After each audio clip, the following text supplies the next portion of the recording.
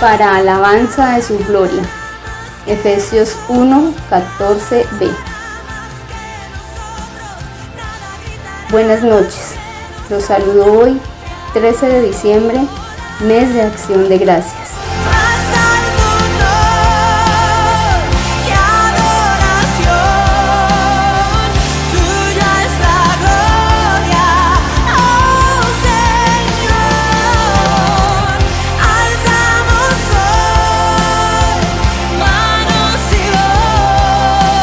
Bienvenidos todos a nuestro tiempo de comunión de los miércoles en la noche.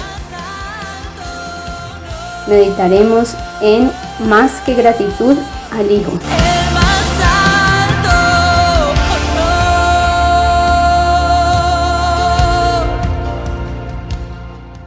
Te damos a ti, Señor, en esta noche y cada uno de nuestros días, toda la gloria, la honra y el honor. Solamente tú eres digno de nuestra alabanza, de nuestra adoración. Gracias, Señor, por permitir esta reunión. Gracias, Señor, por tu presencia aquí en medio nuestro. Gracias, amado.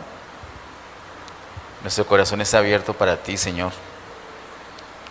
Háblanos esta noche de acuerdo a nuestra necesidad, que tú la conoces bien. Llénanos de ti, impártenos tu vida, Señor. En el nombre de Jesús. Amén. Pueden tomar su asiento.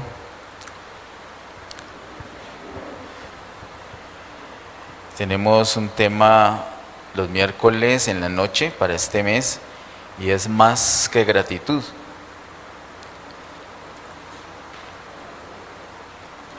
El miércoles pasado vimos el tema más que gratitud al Padre y hoy nos corresponde más que gratitud al Hijo.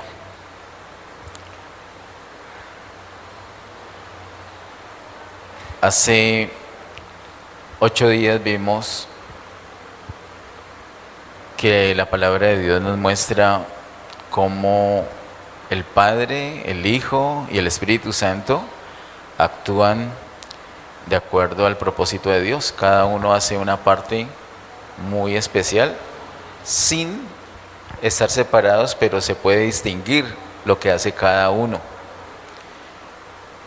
Particularmente vimos hace 8 días cómo el Padre es el que hace el plan, el que toma unas decisiones, el que hace el llamado, el que elige. Y ese es un motivo para, no solamente para ser agradecido, sino tener más que gratitud con Él. Como dice la palabra en el verso número 6 de Efesios 1, para alabanza de la gloria de su gracia. Nosotros alabamos al Señor no solamente por las cosas que recibimos, sino por el hecho de haber diseñado un plan. Alabamos al Padre porque diseñó un plan y porque nos escogió para ese plan. Para nuestro tema de esta noche, más que gratitud al Hijo, te invito a que abramos nuestras Biblias en 2 Corintios capítulo 13.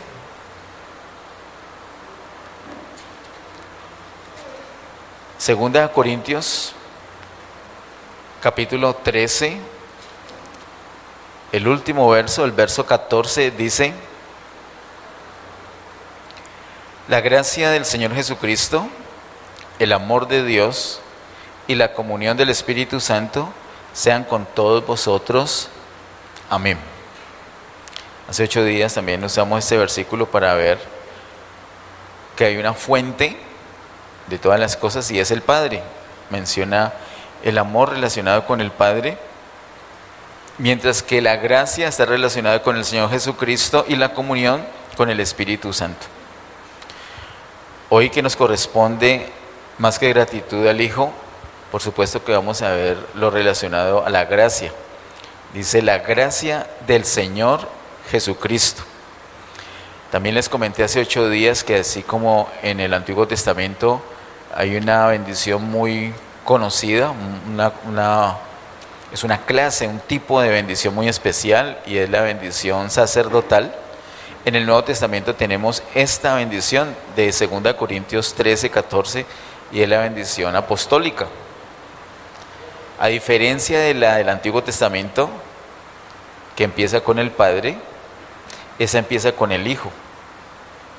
Empieza específicamente con la gracia del Señor Jesucristo. Y empieza con la gracia del Señor Jesucristo por la razón que motiva el título de esta noche, más que gratitud al Hijo.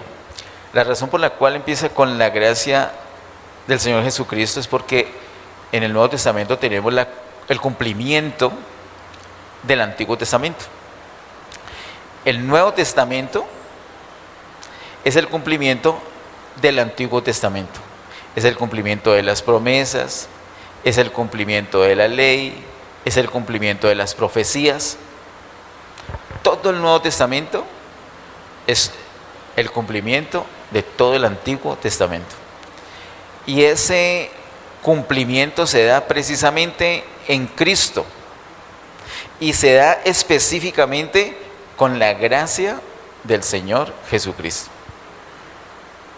La gracia del Señor Jesucristo es fundamental, es esencial para nosotros, porque si no, no habría cumplimiento absolutamente de nada de lo que el Señor ha dicho en sus promesas, en su ley y en sus profecías. Pero la gracia del Señor Jesucristo hace posible ese cumplimiento, de tal manera que el Señor Jesucristo es el que ejecuta lo que el Padre diseñó, lo que el Padre planeó, lo que el Padre determinó. El Señor Jesucristo es el que ejecuta, por eso es el que va a la cruz y varias cosas que vamos a procurar ver esta noche. El Señor Jesucristo entonces es el ejecutor, Él es el que ejecuta el plan que había diseñado al Padre. Al Padre lo alabamos, vimos hace 8 días, lo adoramos y tenemos más que gratitud al Padre porque Él diseñó el plan. Y ahora tenemos más que gratitud con el Hijo porque Él cumplió el plan. Te invito por favor que vayamos a Apocalipsis capítulo 5. Hace 8 días revisamos Apocalipsis capítulo 4 y recordábamos que a la altura del capítulo 4 de Apocalipsis el Señor Jesucristo apenas está en la ascensión, pero no ha entrado al trono. Él como que se asoma al trono y ve al Padre sentado allí en el trono, y toda la adoración que está señalada en Apocalipsis capítulo 4 es una adoración para el Padre solamente. Eso fue lo que vimos hace 8 días. Hoy ya vamos al capítulo 5, donde ya está el Señor Jesús allí. El Señor Jesús ya está en el trono. Apocalipsis capítulo 5 versos 8 al 14 dice: y cuando hubo tomado el libro, y hagamos una pausita allí, desde el capítulo anterior se habla de un libro, y hay un libro señalado ahí en ese capítulo 5 que nadie podía ni siquiera tocarlo, nadie podía mucho menos abrirlo. Un libro que estaba sellado. Hay un dolor del apóstol Juan porque él está puesto, la misión de Juan es dar a conocer, y se encuentra con un libro sellado. Es una frustración para él, él llora, pero luego aparece alguien que es el digno para poder no solamente tomar el libro, sino quitar los sellos. Y quitar los sellos de ese libro lo estudiamos detenidamente cuando estuvimos avanzando en la serie de la salvación, hablando de los sellos. ¿Recuerdan cuántos sellos son? 7 sellos. Y recuerda de esos 7 sellos, ¿cuántos alcanzamos a ver? Dice que 8. ¿Cuántos sellos alcanzamos a ver? 7 sellos, los vimos completos.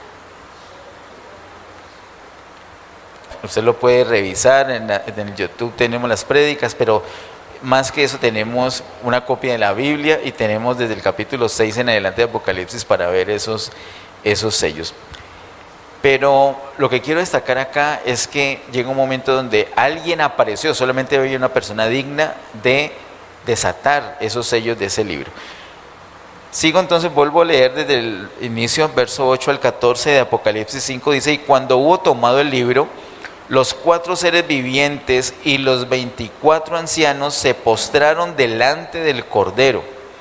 Todos tenían arpas y copas de oro llenas de incienso, que son las oraciones de los santos, y cantaban un nuevo cántico diciendo: digno eres de tomar el libro y de abrir sus sellos, porque tú fuiste inmolado y con tu sangre nos has redimido para Dios de todo linaje y lengua y pueblo y nación, y nos has hecho para nuestro Dios reyes y sacerdotes, y reinaremos sobre la tierra. Mire que empieza una adoración muy especial. ¿A quién están adorando? ¿A quién están adorando específicamente?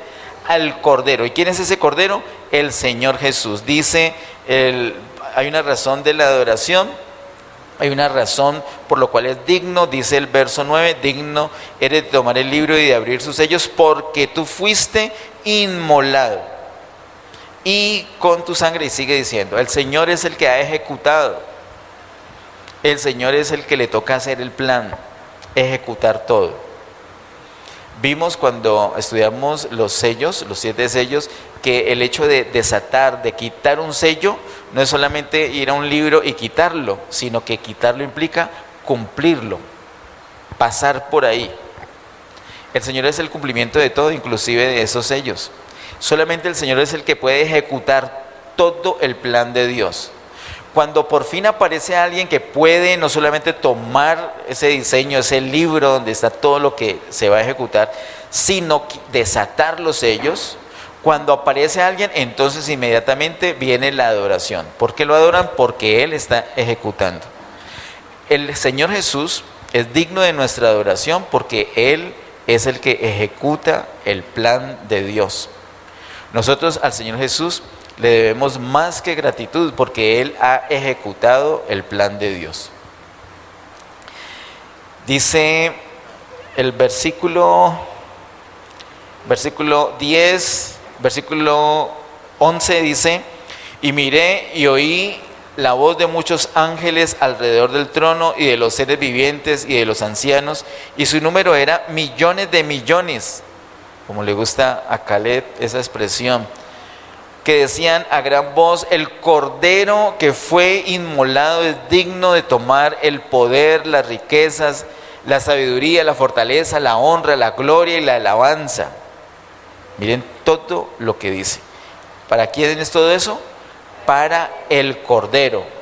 ¿Y qué es lo que resalta ese versículo 12? El Cordero que fue inmolado. Resalta eso porque Él es el que ha ejecutado todo.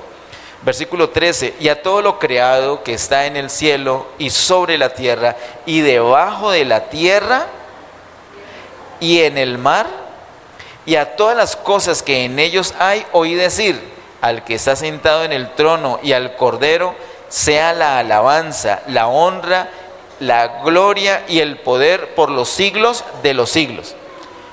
Según ese verso 13, ¿a quién están adorando? ¿A quién? Al Padre y al Hijo. ¿Por qué causa están adorando también al Padre allí?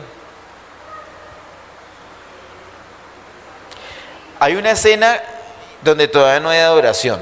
Sucede algo y se desata una adoración que inicialmente es para el Hijo, para el Cordero. Pero luego la adoración no se queda solamente para el Hijo, sino que también hay una adoración para el Padre. ¿Pero qué desató esa adoración? Lo que desató esa adoración es que el Hijo, el Cordero, toma el libro porque es digno y se sabe que va a desatar los sellos. Esa adoración que recibe el Señor Jesús es porque Él es el que ejecuta.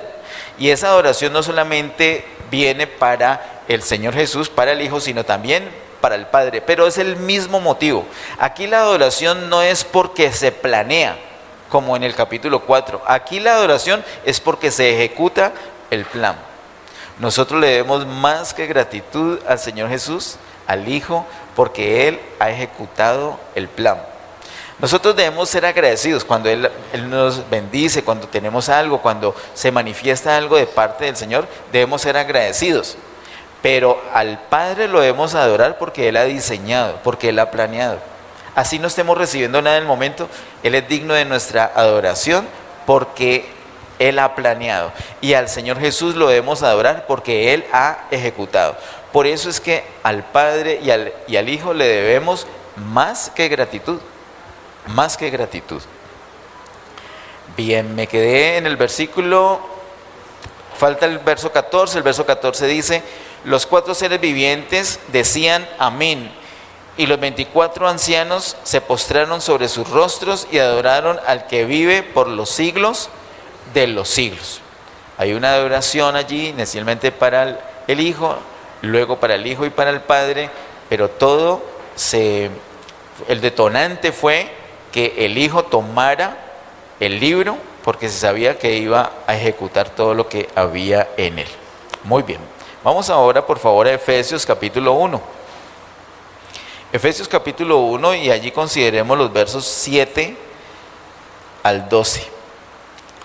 En Efesios capítulo 1, desde el verso 3 hasta el verso 14, hay una bendición triple. Se está bendiciendo al Padre, se bendice al Hijo, se bendice al Espíritu Santo. Y esa bendición es debido a que cada uno hace una parte. Como vimos hace 8 días, entre el versículo 3 y el versículo 6 hay una oración al Padre porque Él planeó. Ahora, entre los versos 7 y versos 12, encontramos que el Hijo ejecuta. Vamos a leerlo. Dice versículos 7 al 12 de Efesios 1. En quien tenemos redención por su sangre, el perdón de pecados, según las riquezas de su gracia, que hizo sobreabundar para con nosotros en toda sabiduría e inteligencia, dándonos a conocer el misterio de su voluntad según su beneplácito, el cual se había propuesto en sí mismo de reunir todas las cosas en Cristo, en la dispensación del cumplimiento de los tiempos, así las que están en los cielos como las que están en la tierra. En él asimismo tuvimos herencia, habiendo sido predestinados conforme al propósito del que hace todas las cosas según el designio de su voluntad, a fin de que seamos para alabanza de su gloria, nosotros los que primeramente esperábamos en Cristo. Hasta allí vamos a leer que es lo que corresponde a la ejecución que hace el Hijo. En los primeros versos, del verso 3 al 6, entonces vimos hace 8 días todo lo que el Padre planea, cómo escoge, cómo predestina. Pero solamente es el plan. Luego viene la ejecución del Señor, por eso empieza el versículo 7 diciendo: en quien tenemos redención. Ese en quien está aludiendo a algo que se acaba de decir. Y si miramos el verso anterior, y fue donde terminamos hace 8 días, dice: con la cual nos hizo aceptos en el amado. Ese amado es el Señor Jesús. En ese amado, según el verso 7, es en quien tenemos redención por su sangre. El Señor es el que está ejecutando el plan. Era necesario para llevar a cabo el propósito del Padre, ese plan que el Padre diseñó, era necesario la redención, y la redención implica la muerte del Señor Jesús. Dice el verso 7, en quien tenemos redención por su sangre, el perdón de pecados según las riquezas de su gracia. Ese versículo 7 nos muestra 2 frases en paralelo que hemos examinado ya antes, y hemos aprendido que hay sinónimos entre esas 2 frases. Es equivalente a decir redención por su sangre y decir perdón de pecados. Es la misma realidad, pero digamos como en 2 momentos distintos. Cuando se llevó a cabo la redención por su sangre, hace más o menos ¿cuánto? Hace 2000 años largos, ¿cierto? ¿Qué se llevó a cabo? Redención por su sangre.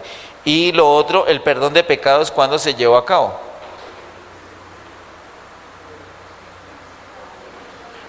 Cuando creemos, cuando la persona va creyendo en él, tiene perdón de pecados. Entonces, pero las 2 cosas son iguales. La redención por su sangre, ¿qué es? El perdón de pecados. La redención por su sangre Él la hizo en un momento dado, en el cumplimiento de los tiempos, de acuerdo a la voluntad del Padre.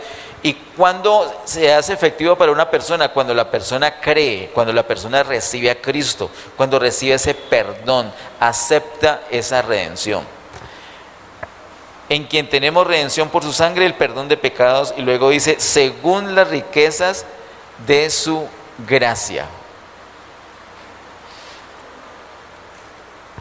Para la redención se necesitó mucha riqueza de la gracia del Señor. La Biblia nos enseña que hay solamente una cosa en la que nosotros nos debemos esforzar. ¿Recuerden qué? En la gracia. Esfuérzate en la gracia. En otras palabras, el apóstol Pablo pareciera decir, esfuércese para no hacer nada. Porque el problema es cuando nosotros hacemos y no dejamos que el Señor en nosotros sea el que hace. Cuando nosotros amamos nosotros y no dejamos que Dios en nosotros ame, amamos mal, nos enredamos. Cuando nosotros nos enojamos nosotros, en vez de dejar que sea el Señor en nosotros el que se enoja, cometemos errores terribles. Cuando hacemos algo nosotros y no dejamos que el Señor en nosotros sea el que lo hace, es donde fallamos.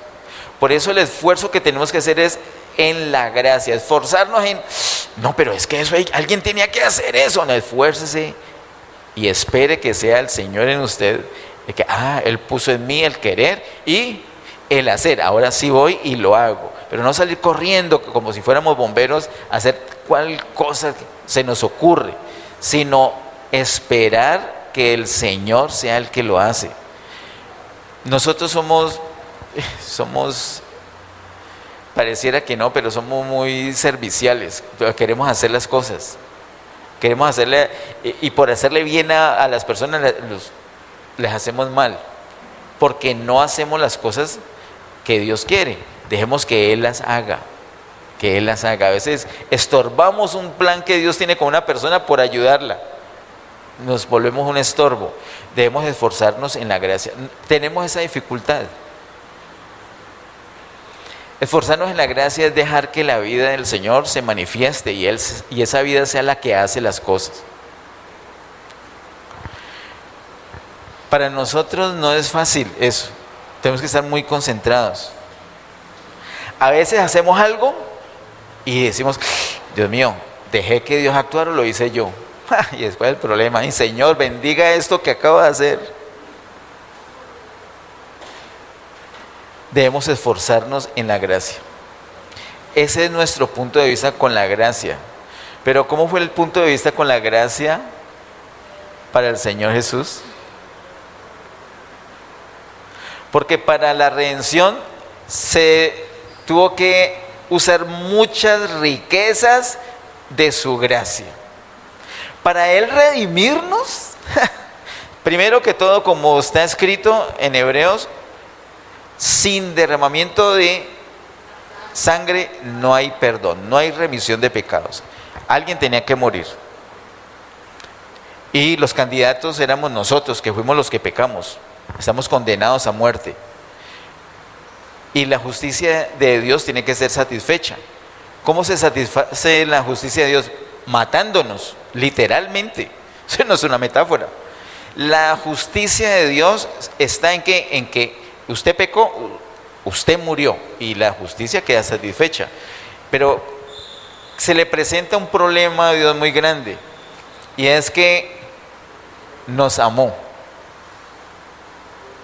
De tal manera amó Dios al mundo. Nos amó y nos amó de tal manera. Entonces, este hombre tiene que morir porque pecó, pero Dios ama a ese hombre. Entonces, ¿cómo hace? ¿Lo mata? No, porque lo ama. Entonces, no lo voy a matar porque lo amo. Pero si no lo mato, la justicia de Dios no queda satisfecha. Entonces, hay una contradicción ahí, hay una dificultad. ¿Cómo se pudo vencer esa dificultad? Con las riquezas de su gracia. Entonces, viene el diseñador del plan, que es el Padre, y dice, esto hay que hacerlo de esta manera. Entonces viene la figura de el Cristo. Recuerda que les he dicho 4 cosas particulares cada vez que se habla del Cristo. ¿Cuál es la primera? Vamos a tener que editar ese video porque ese silencio tan largo y dirá, La gente en otro país dice, esa gente no ponen cuidado con el pastor habla. 4 cosas cuando se habla del Cristo, 4 pasos principales que dio Cristo. La primera fue, y se celebra, se supone que se celebra en esos días, ¿no? Se supone. Por eso es que vemos tantas personas de verde hoy y de rojo. Primero, ¿cómo se llama? El primer paso, encarnación. La encarnación de Cristo. La verdadera celebración de la Navidad es la encarnación de Cristo. Esa es la verdadera. La encarnación. No es la muerte, no es la resurrección, no es el espíritu navideño. Mejor dicho, mejor ni hablo de esto. Ni hablo de eso. Encarnación. ¿Qué sigue de la encarnación? La muerte. ¿Y de la muerte qué sigue? La resurrección. ¿Y de la resurrección?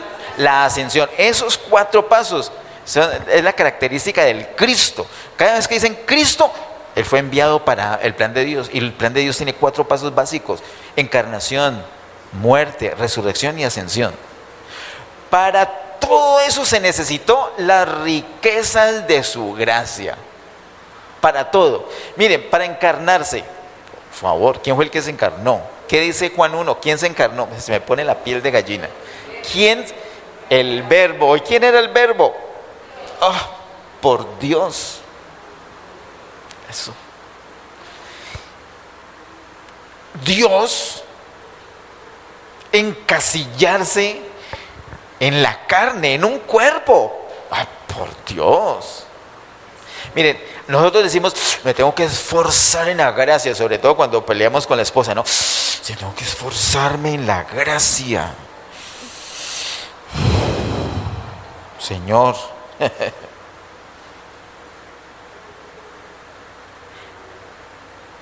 Pero no hemos considerado que Dios se tuvo que meter en un cuerpo, limitarse.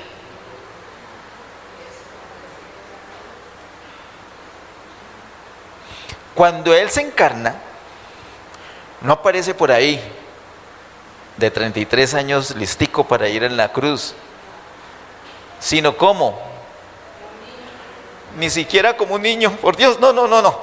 Sinceramente, de aquí en adelante la gracia nos ayude a seguir.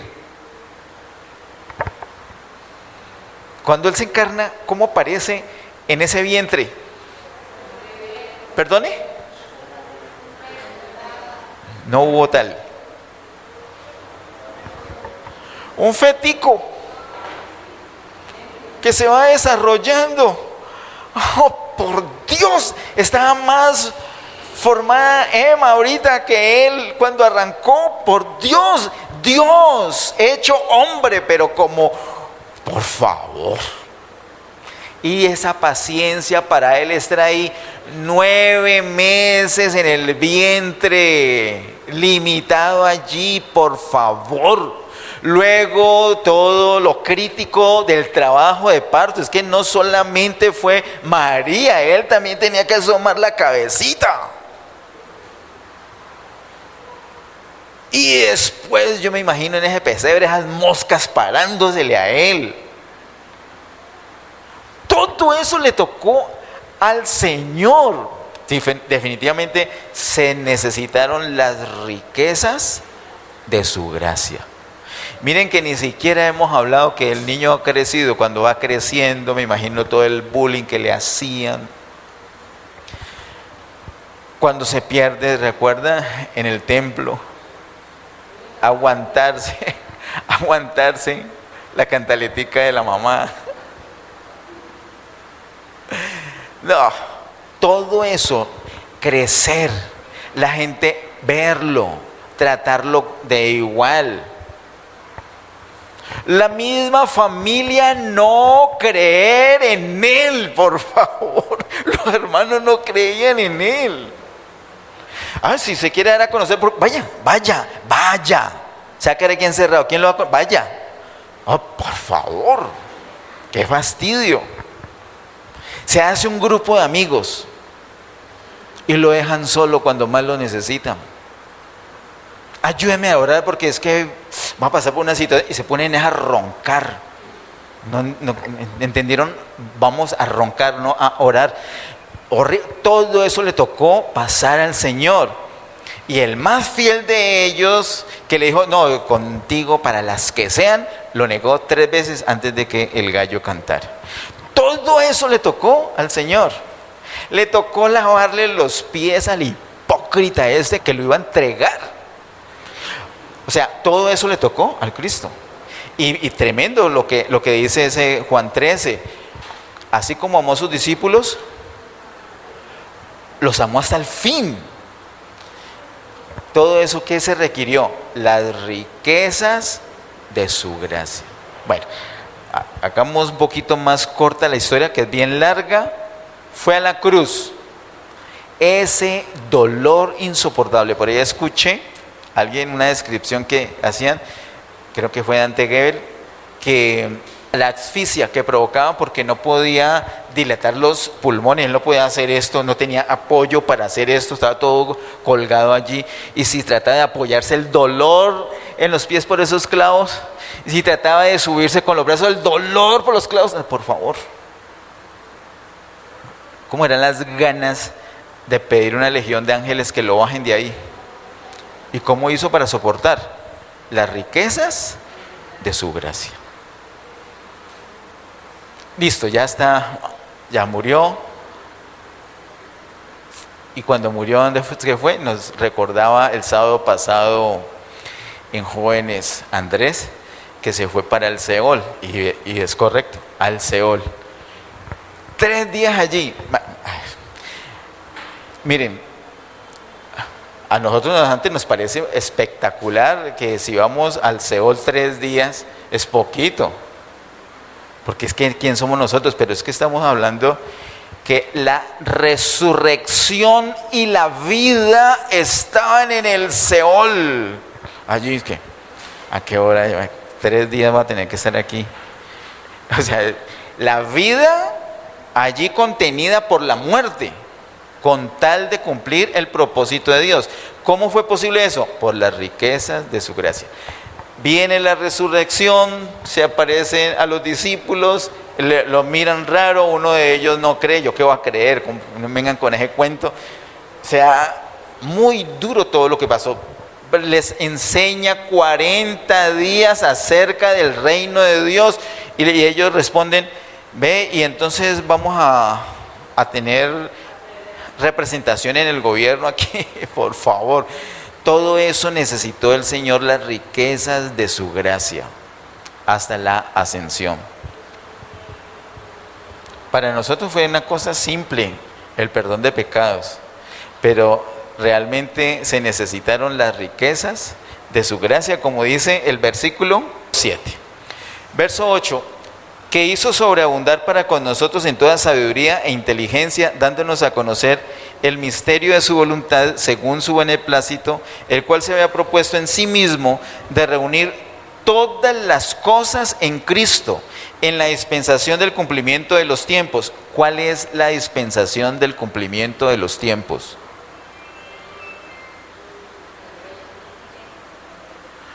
La próxima dispensación, que es el milenio. Cuando pase el milenio, ahí es el cumplimiento de los tiempos. Ya de ahí en adelante ya no tiene sentido hablar de tiempos, porque viene la eternidad.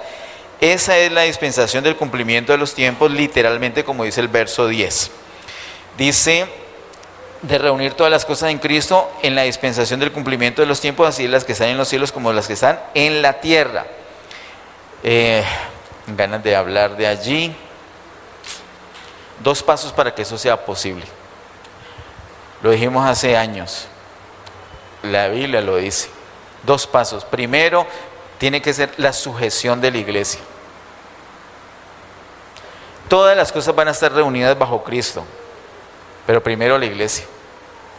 Y nosotros juntamente con el Señor vamos a avanzar en el reino, y eso se va a lograr en la próxima dispensación. Nosotros vamos a reinar con Cristo en la próxima dispensación, si es que somos vencedores, si es que somos los que nos sujetamos ahora. Primer paso, sujeción de la iglesia. Segundo paso, ya el resto de las cosas se sujetan bajo Cristo.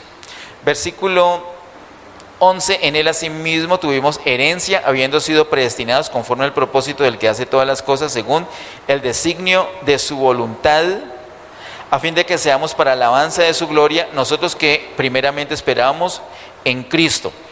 Hay algo especial que quiero mencionar acá, y es el verso 10, habla de cosas que vienen a futuro, reunir todas las cosas, eso está a futuro, pero el verso 11 dice, tuvimos, eso está en pasado. En él asimismo tuvimos herencia, y además dice, habiendo sido predestinados. Nosotros vamos un paso adelante, la iglesia siempre va un paso adelante con todas las cosas del propósito de Dios. Primero la iglesia y después todas las cosas se van a reunir. Por eso es que nosotros tenemos que dar ese paso adelante de sujeción a Él. Bueno, el verso 12, a fin de que seamos para alabanza de su gloria, nosotros que primeramente esperábamos en Cristo. Quiero mencionar algunos versículos relacionados. En Efesios 4:10 dice, el que descendió es el mismo que también subió por encima de todos los cielos para llenarlo todo. Está hablando de quién, del Señor Jesús. Dice ese verso 10, el que descendió es el mismo que también subió por encima de todos los cielos. ¿Quién hizo eso? El Señor es el que ejecuta. El que ejecuta. Él literalmente, como dice en Hebreos capítulo 4 también, tenemos un sumo sacerdote que traspasó los cielos. Él estaba en el tercer cielo, traspasa, segundo cielo, primer cielo, llega a la tierra, de hecho, desciende al Seol y luego se queda ahí. No, al tercer día sube nuevamente a la tierra, se queda más o menos mes y medio y luego sigue traspasando los cielos, pero ya en sentido contrario. Lo primero que se encuentra es primero, segundo y tercer cielo. Él traspasó los cielos. ¿Para qué? ¿Por qué hizo eso? Porque Él es el Cristo, lo que vimos ahorita. A propósito, fuera de Cristo, ¿hay alguien más que haya ido al Seol y que haya estado en la tierra y que haya ido al tercer cielo? Les cuento que sí. El apóstol Pablo fue al Seol. Fue al Seol, fue al tercer cielo y estuvo en la tierra, obviamente. Bueno, algún día charlamos de eso. Tremendo, ¿no?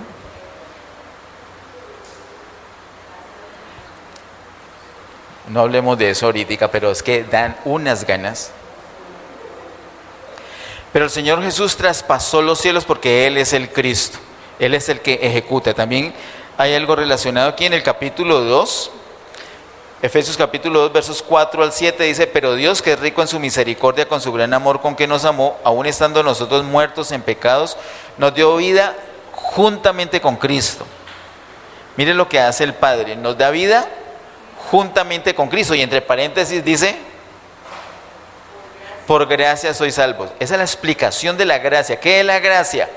Es que el Padre Celestial nos da vida, pero ¿cómo? Juntamente con Cristo. O sea que no coge y te da vida solamente, sino que te da a Cristo. ¿Y qué hay en Cristo? La vida. Eso es. Esa es la vida. La gracia es la vida de Dios en Cristo disponible para nuestro disfrute. Eso es la gracia.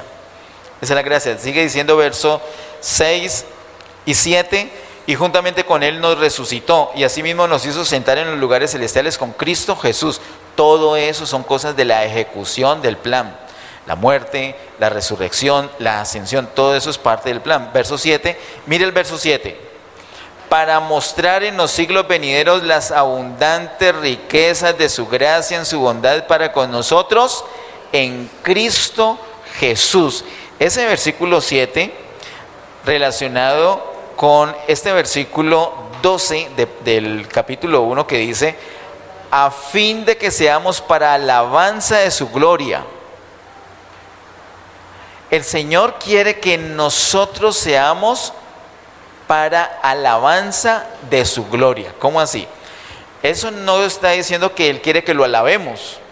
Ahora, ¿Él quiere que lo alabemos? Sí. pero es más que gratitud y es más que alabanza.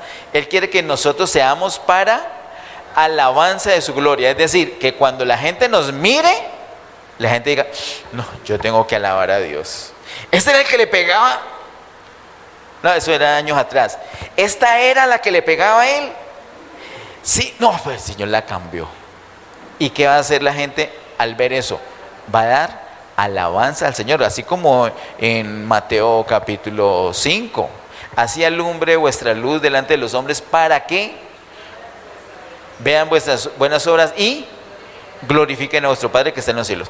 Aquí hay una alabanza, ¿por qué? Porque se ve, es patético, es latente ver a Cristo en las personas. Estoy viendo la gracia, estoy viendo la vida de Cristo, se está manifestando Cristo. Entonces eso trae alabanzas al Señor. Miremos ahora por favor Juan capítulo 1, versos 16 al 18.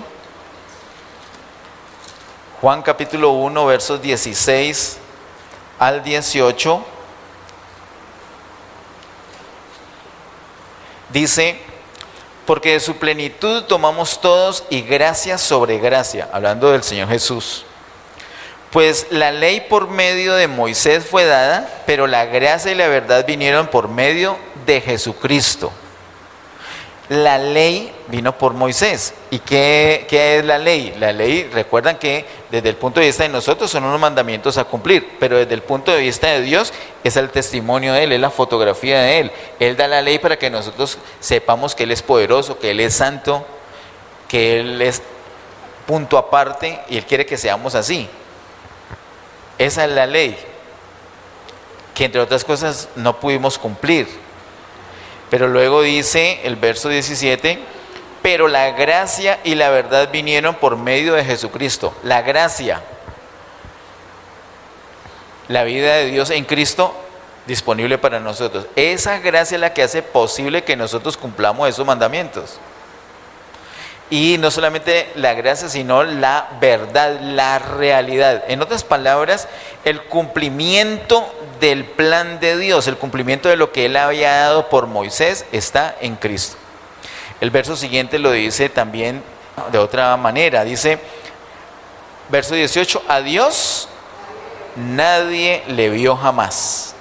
El unigénito Hijo que está en el seno del Padre, Él le ha dado a conocer. Porque Él es el que ejecuta todo el plan del Padre. Bueno, terminemos por favor mirando en Primera Corintios capítulo 1, el verso 4. Primera Corintios 1:4 dice, gracias doy a mi Dios siempre por vosotros, por la gracia de Dios que os fue dada en Cristo Jesús. Entonces cuando el Padre les da a Cristo, lo que les está dando es la gracia. ¿Y qué es la gracia? ¿Qué es la gracia? La gracia es la vida de Dios en Cristo disponible para nosotros. Y el verso 30 del mismo capítulo 1 dice, mas por Él, por el Padre, estáis vosotros en Cristo Jesús, el cual, o sea, el Hijo, el cual nos ha sido hecho por Dios sabiduría, justificación, santificación y redención. Por eso el Padre no quiere que le pidamos algo de esas cosas. Suena bonito pedirle sabiduría, Señor, dame sabiduría para saber qué hacer. Pero Él nos dio más que sabiduría. ¿Sabe qué nos dio? A Cristo. Y ahí está la sabiduría, ¿o no? Ahí, entonces, ya tengo a Cristo, sí. Entonces, Señor, ya tengo a Cristo, pero me salió un Cristo sin sabiduría, necesito sabiduría. No, ya con Cristo que tengo. ¿Qué dice el versículo 30? Con Cristo que tengo sabiduría, justificación, santificación y redención. En Cristo lo tengo absolutamente todo, porque Él ejecuta todo lo del Padre. Nosotros debemos más que gratitud al Hijo, porque Él es el que ejecuta el plan del Padre. Amén. Pongámonos en pie y terminemos. Padre, en el nombre de Jesús, gracias Señor te damos por tu palabra, gracias por este tiempo de comunión, Gracias por la impartición de tu vida. Señor, nos abre las Escrituras y nos damos cuenta que al Hijo debemos más que gratitud.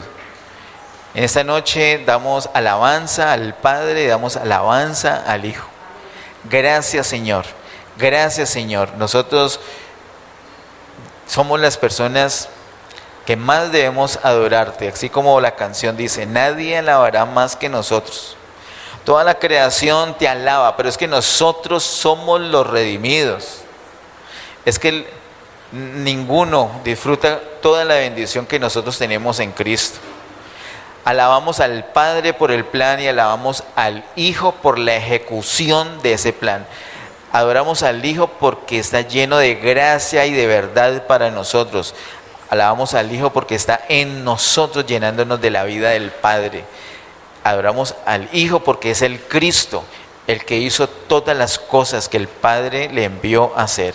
Adoramos al Hijo porque Él no hizo nada por su propia cuenta, sino que hizo todo lo que el Padre le envió a hacer. Adoramos al Hijo porque Él no dijo nada por su propia cuenta, sino que dijo todo lo que el Padre le dijo que dijera. Alabamos al Hijo porque es el que ejecuta, porque es el que permitió que nosotros pudiéramos tener ese disfrute en esta noche. Gracias, Señor. Alabanzas a ti, Señor, por siempre. En el nombre de Jesús. Amén. Que Dios les bendiga.